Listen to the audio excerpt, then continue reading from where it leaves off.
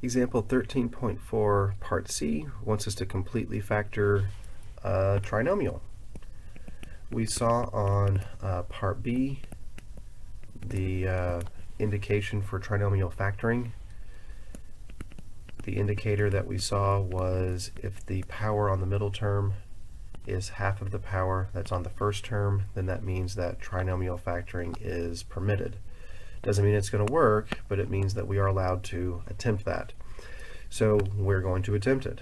H of x is going to be 3x squared plus 8x minus 3. That's the standard form, and I'm writing this just so I have some space here to get the degree of h is equal to 2. So we have that. Now, the goal is to create two binomials, just like we did on Part B. But this time, I don't have a leading coefficient of just 3, or just 1. My leading coefficient is 3 this time. So with my leading coefficient being 3, I have to be a little more careful about the way that I construct my binomials. I can't just say x times x. One of them is going to have 3x, and the other will have to have x, because 3x times x is what gives me 3x squared. So that's how I deal with the first term. The constant term in this case is negative 3. So in terms of factors for negative 3, there's not really a lot of options.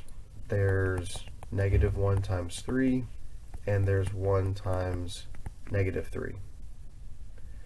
And if you were to add those numbers together, you would never get to 8. But that doesn't mean that this isn't going to work, because remember, we have a lead coefficient of 3 and not just 1. So we have to be a little extra careful with the way that we do this. So for this particular trinomial factoring, I typically will not do much in terms of the multiply and add technique. I will just do a good old-fashioned guess and check technique. That's just the way that I've always done that.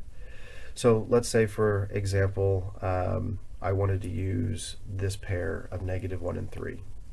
I know that those two numbers will multiply to make negative 3. I just don't know which one needs to go where in my factors.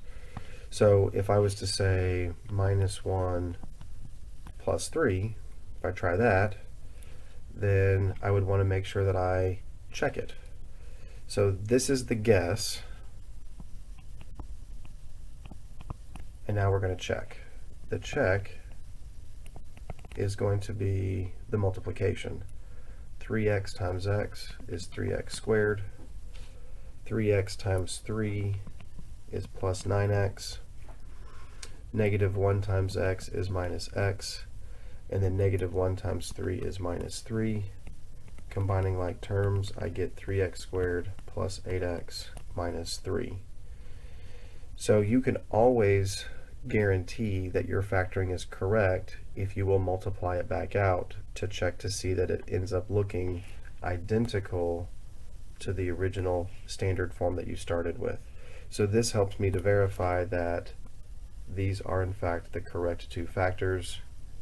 And we'll also notice that the factors that we have are both linear. So this represents a linear factorization.